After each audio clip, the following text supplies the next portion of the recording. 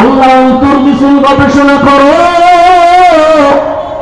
আমাকে কে বানিয়েছেন চিন্তা করা দরকার। ওই আল্লাহর সাথে মোলাকাতের চিন্তা যখন আসবে তখন ভালোবাসাও বাড়বে।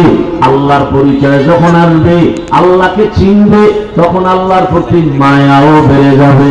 এত বয়ানের পরে আমরা কেন নামাজ পড়ি না, আল্লাহর হুকুম মানি না, বা আল্লাহকে চিনিও না, মায়াও লাগে না?